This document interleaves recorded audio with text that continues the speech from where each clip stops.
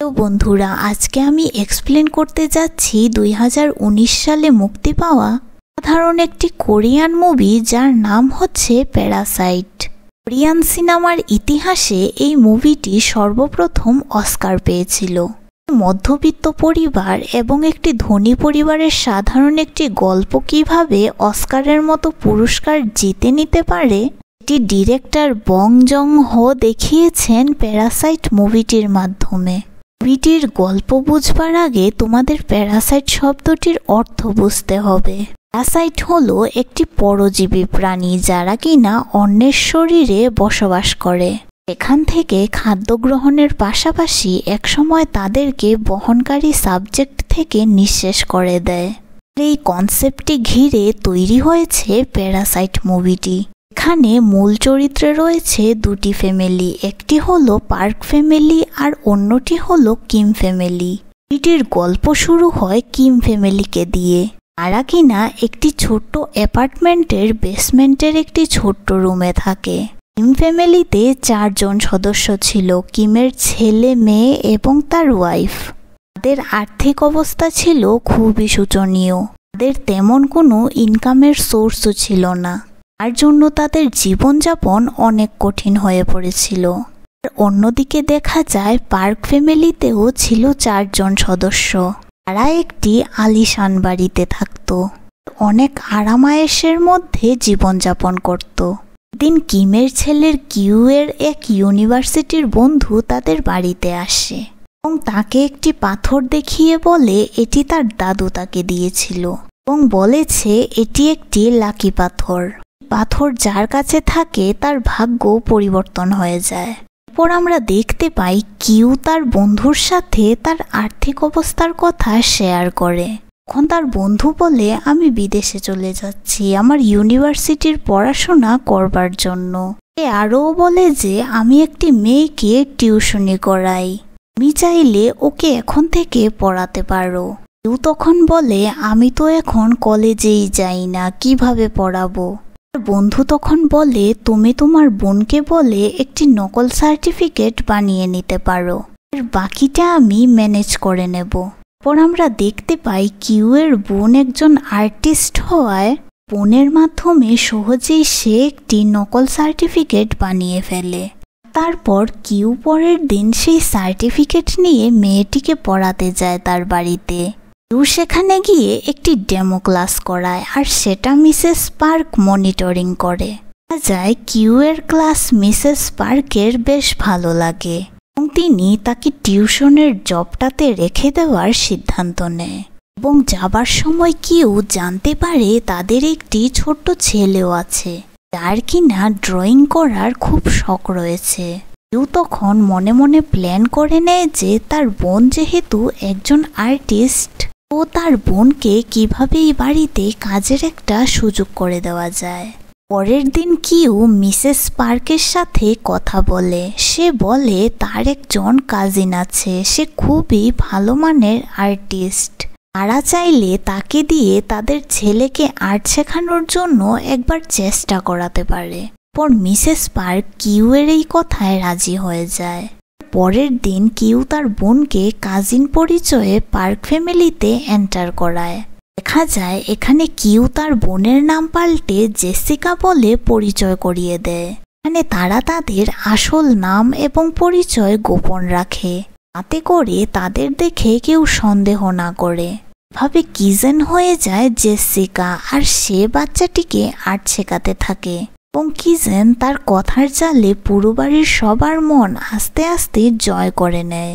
দিন জেসিকার টিউশনের সময় যখন শেষ পর্যায়ে তখন দেখা যায় মিস্টার পার্ক বাড়িতে চলে আসে। মিস্টার পার্ক তার ড্রাইভারকে বলে জেসিকাকে যেন সে তার বাড়িতে ড্রপ করে দেয়। ড্রাইভার তারপর জেসিকাকে নিয়ে রওনা দেয়। তো তখন আমরা দেখতে পাই জেসিকা অনেক চালাকির সাথে তার আন্ডারগার্মেন্টস গাড়িতে রেখে দেয়।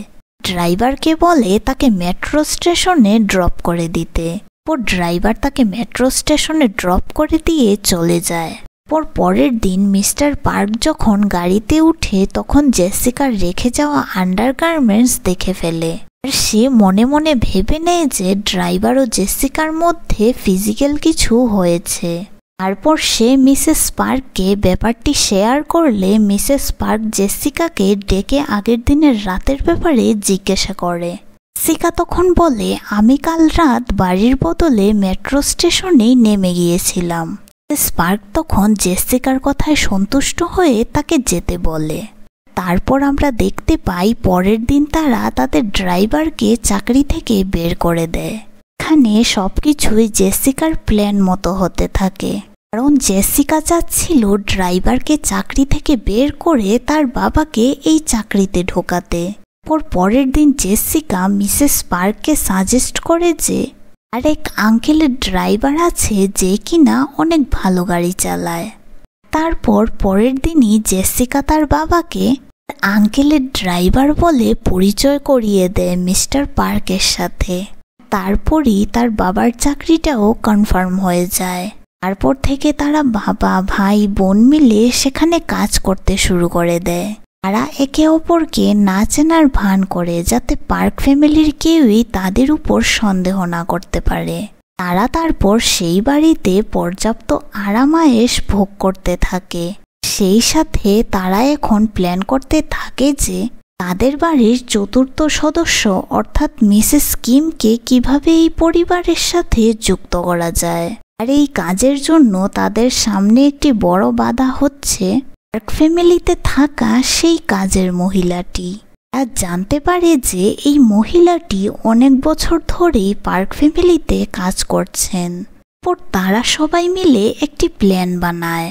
তারপর তারা মিসেস পার্কের সামনে এটা প্রমাণ করে যে মহিলাটি একজন টিবি রোগী। মিসেস পার্ক এটা দেখে অনেক ভয় পেয়ে যান, ভাবেন এতদিন তারা একজন টিবি রোগীর হাতের খাবার খাচ্ছেন। আর এই বিষয়টা জানতে পারলে তার হাজবেন্ড অনেক রেগে যাবেন।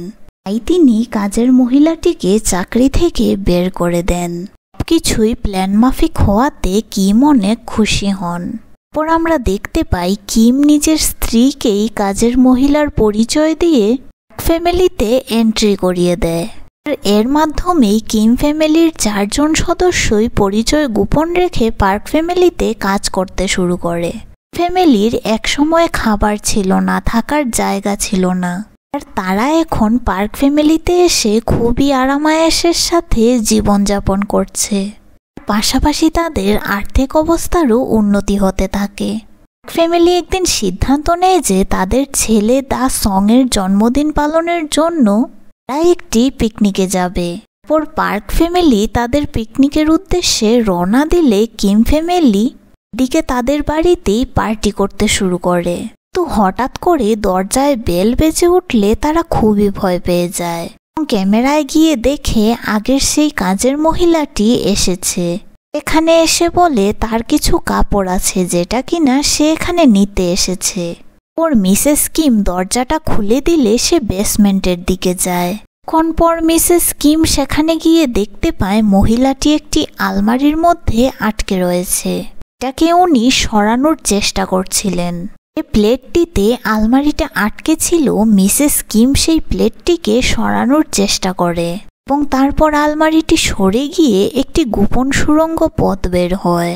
আশ্চর্যের ব্যাপার হলো মিসেস কিম যখন সিঁড়ি দিয়ে সুড়ঙ্গের ভেতরে যায় সে গিয়ে দেখতে পায় সেখানে একজন ব্যক্তি রয়েছে যে কিনা ওই মহিলার স্বামী, যে কিনা 4 বছর ধরে এই সুড়ঙ্গের মধ্যেই রয়েছেন। পার্ক ফ্যামিলি এই সুড়ঙ্গের ব্যাপারটা জানতো না, কারণ যারা বাড়িটাকে বিক্রি করেছিলেন তারা এই ব্যাপারে তাদেরকে কিছুই জানায়নি।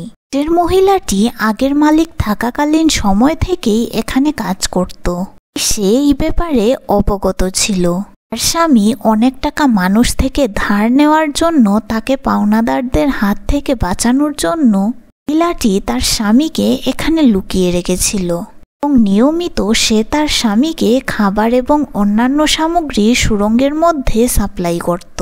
ফ্যামিলি দেওয়ালের পাশ থেকে সবকিছুই শুনে ফেলেছিল এবং তারা তখন পা পিছলে নিচে পড়ে যায়। তখনই কিমের ছেলে বলে উঠে, বাবা আমার পা ভেঙে গেল। মহিলাটি তখনই বুঝে যায় তারা সবাই আসলে একই ফ্যামিলির লোক। ওর মহিলাটি সবকিছু তার মোবাইলে রেকর্ড করে ফেলে মালিককে দেখানোর জন্য। এর মধ্যেই পার্কের স্ত্রী ফোন করে জানায় যে তাদের ট্রিপ ক্যান্সেল হয়ে গেছে আর 9 মিনিটের মধ্যেই বাড়িতে ফিরবে।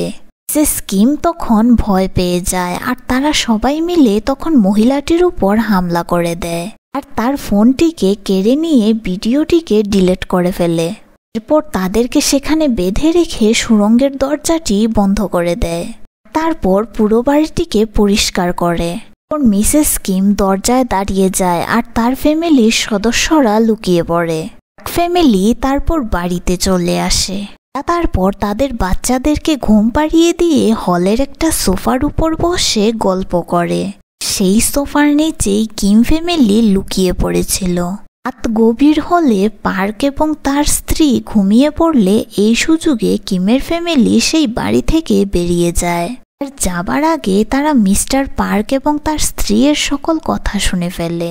এখানে তারা বলাবলি করছিল যে তাদের ড্রাইভার কিম এবং তাদের কাজের মহিলার শরীর থেকে একটা দুর্গন্ধ আসে, এটা তারা সহ্য করতে পারে না।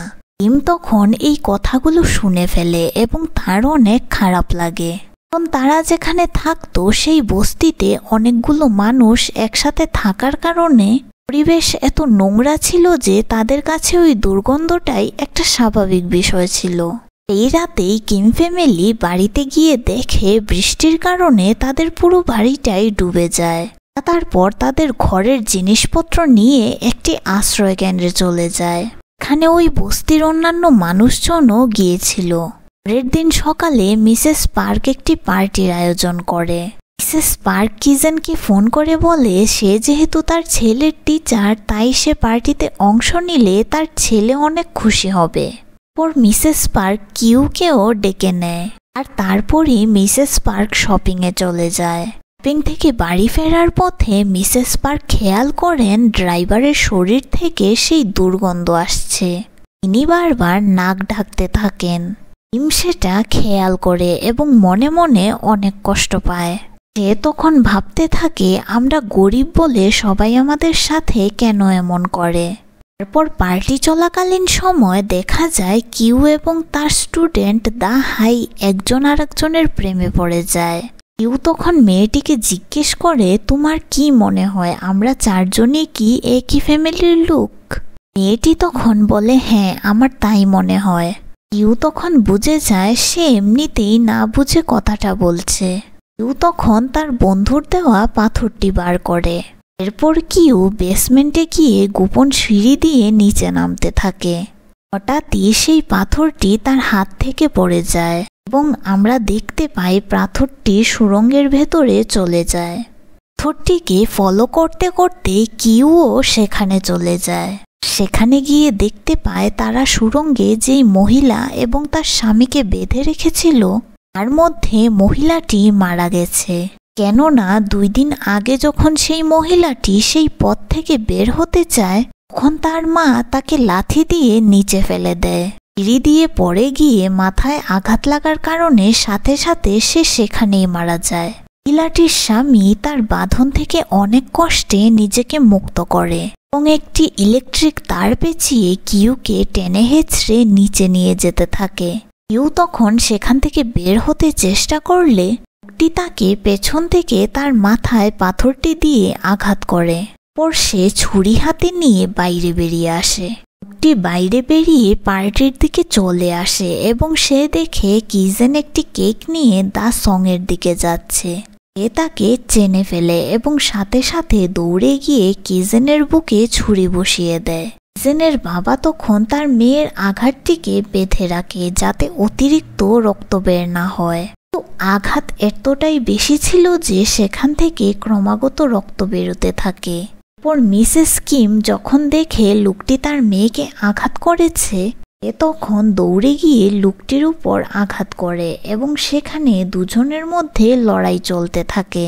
আর লড়াই চলাকালীন একটা সময় মিসেস পার্ক লোকটিকে মেরে ফেলে। এরপর মিস্টার পার্ক তার গাড়ির চাবিটিকে খুঁজতে থাকে যেটা হাউসমেটের মৃত স্বামীর বডির নিচেই থেকে যায়। পার্ক চাবিটিকে খুঁজতে থাকে কারণ দা সং বেহুশ হয়ে পড়ে, তাকে হাসপাতালে নিতে হবে। মিস্টার পার্ক লোকটির বডির পেছন থেকে চাবিটি নেওয়ার সময় একটা অদ্ভুত দুর্গন্ধ পায় আর সে তার নাক চেপে ধরে। কিম তখন এই ব্যাপারটি খেয়াল করে এবং তার অনেক খারাপ লাগে। মিস্টার কিম এখানে অনেক রেগে যায় আর তার কাছে মনে হয় মিস্টার পার্ক এখানে ধনী গরিবের একটা বৈষম্য করছে। আর মেয়ে কিজেন যে কিনা মৃত্যুর সাথে লড়াই করছে তার চাইতে মিস্টার পার্কের কাছে দুর্গন্ধটাকেই বেশি গুরুত্বপূর্ণ মনে হচ্ছে। আর এইসব ভেবে সে অনেক বেশি রেগে যায় এবং একটা ছুরি নিয়ে মিস্টার পার্কের উপর আঘাত করে। তারপর মিস্টার কিম সেখান থেকে পালিয়ে যায় আর দেখা যায় পার্ক সেখানেই মারা যায়। এখানে কিজেন মারা গেলেও কিউ বেঁচে যায়, কিন্তু সে তার মানসিক ভারসাম্য হারিয়ে ফেলে। এরপর কোর্টে তার মা এবং তার উপর চালবাজি ও ধোঁকার অভিযোগ এনে মামলা চালানোর আদেশ দেয় কোর্ট। এরপর পার্ক ফ্যামিলি বাড়িটিকে বিক্রি করে ফেলে আর সেখানে তারপর একটি জার্মান ফ্যামিলি এসে সেই বাড়িটিকে কিনে নেয়, কিন্তু তারা বাড়িটির ইতিহাস সম্পর্কে কিছুই জানতো না। আজও সেই বাড়িটির বেসমেন্টে মিস্টার কিম রয়ে যায়, কারণ সে তার মালিক পার্ককে মারার কারণে বেসমেন্টে লুকিয়ে পড়ে। সে মস্কুটের সাহায্যে লাইট অন অফ করে তার ছেলেকে মেসেজ দেওয়ার চেষ্টা করত। সে বুঝাতে চায় যে কিম আজও জীবিত আছে, সে বেসমেন্টে লুকিয়ে আছে। মস্কুট হলো একটি সিগন্যাল যা কিনা দুজন ব্যক্তির মধ্যে যোগাযোগের জন্য ব্যবহার করা হতো। কিম বিভিন্ন সময়ে লাইট অন অফ করে সিগন্যাল পাঠায় এবং তার ছেলে কিউ সেই সিগন্যালটাকে দেখে পেয়ে কোডগুলোকে ডিকোড করে। এরপর বুঝতে পারে তার বাবা এখনো সেখানে জীবিত আছে। তারপর আমরা পরের সিনে দেখতে পাই যে কিউ অনেক বড়লোক হয়ে গেছে। সে তার মাকে নিয়ে সেই বাড়িটি কিনে ফেলে এবং তার বাবা তারপর বেসমেন্টের সিঁড়ি দিয়ে উপরে উঠে আসে।